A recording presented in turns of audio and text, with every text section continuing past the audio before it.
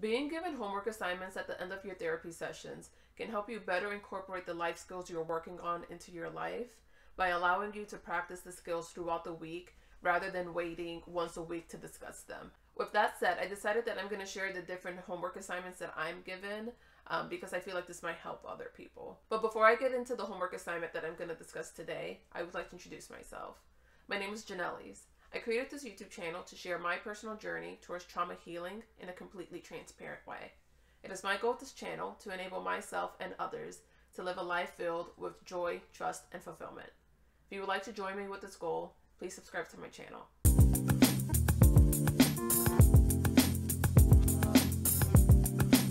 So with this homework assignment, I was instructed to make a list of my faults that I feel like I would benefit from improving. So a couple things on the list the therapist suggested herself, and I'll point those out when I get to them. But the first one is avoid initiating conversations when anxious or ruminating, or after ruminating. And if you don't know what ruminating is obsessively thinking about a thought. And it's more than just overthinking. It's being so obsessed and engulfed by the thought that you're unaware of your surroundings. Like, there were many times when I was ruminating where someone would stand next to me and say my name multiple times, but I wouldn't hear them. And I had a difficult time explaining what was happening because I didn't know what ruminating was. So I would just say, I'm sorry, I was just really deep in thought. But now I know it's more than just being deep in thought. It's being sunken into that thought that it becomes to the point that you have no control. Like, you couldn't even pull yourself out of it if you wanted to. Or like, there were some times where I could pull myself out of it, but honestly, after I pulled myself out of it, like, I literally felt like I was underwater and I was just gasping for air. Like, it was a physical change that I would notice. But with that said, if I notice that I've just been experiencing high levels of anxiety or that I've been ruminating, I avoid having conversations of heavy nature immediately afterwards. And that's because I've noticed that it hasn't gone well for me to go from such a draining experience into having a deep conversation, because it would affect how I perceive things. Like, I would perceive things more negative, or I would see problems as being worse than what they were.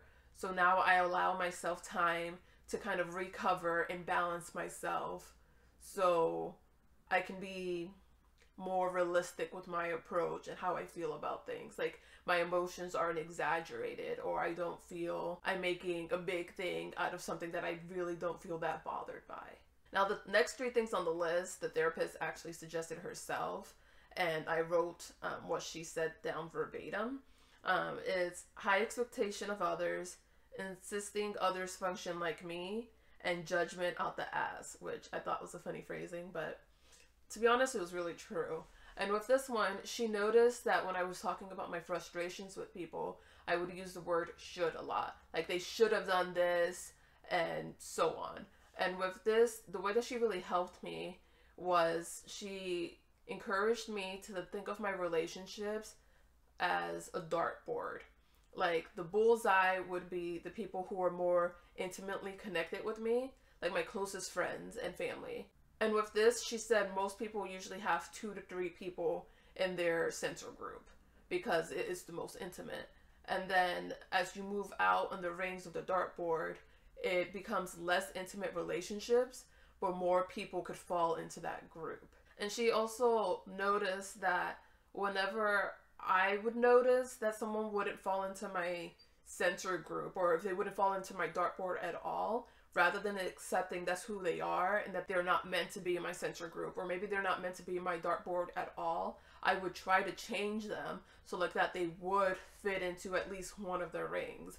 But she's helped me realize that not everyone is meant to be in my life, and that's okay. The same way I'm not meant to be in everyone's life, and that's okay too. And the next point I will share is me being overbearing. And with this one, it ties in to me trying to help other people, but sometimes I didn't realize that I could be like a lot. For instance, with my boyfriend, if I knew he had a lot of stuff to get done and there were due dates attached to those items, I would check in with him regularly to say like, hey, have you gotten that done yet? Like, I know you were supposed to get it done by this day. Have you started on it? My intention was to figure out if he got it done or not, because if he didn't, then I could offer up my help, but I didn't phrase it in that way. So I didn't realize it was coming across as overbearing, as me like constantly checking, like, did you get it done? Did you get it done? But that wasn't my intent at all.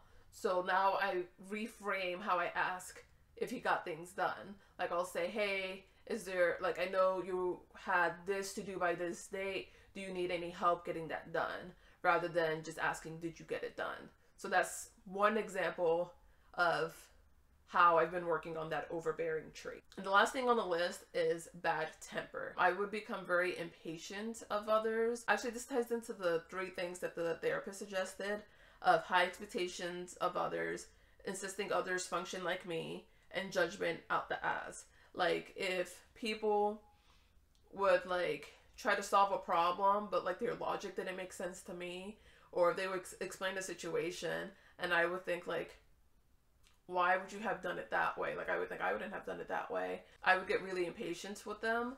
But by learning to be more patient with others, and also accepting the fact that other people don't think the way that I do, therefore they don't function the way that I do, that's helped me a lot. Just accepting that we're all different and we do things in our own ways, and that's okay. But also accepting the other things that I've mentioned on this list has helped me become more patient as well. So this homework assignment was from a therapy session about 2 months ago. I'm no longer seeing this therapist, but I still wanted to start with the homework assignments I did with her anyways. Recognizing these faults and actively doing things to work on improving them, I've definitely noticed has helped me with the different relationships in my life with other people, but also with myself. It's also helped me become a little bit more present and more engaged with what's going on around me. With that said, please list in the comments faults of your own that you're willing to share. And also share with me what you have been doing or what you plan to do in order to improve those faults of your own.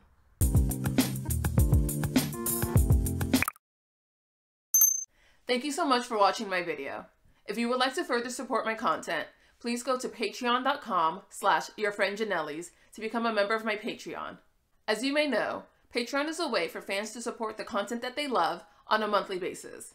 Members of my Patreon enjoy the exclusive benefits of a chat community, live streams, and guaranteed access to me via direct messaging. By supporting my Patreon, you're allowing me to dedicate the time and effort necessary to create, edit, and upload new videos on a weekly basis. Thank you so much for your support, and I appreciate you all.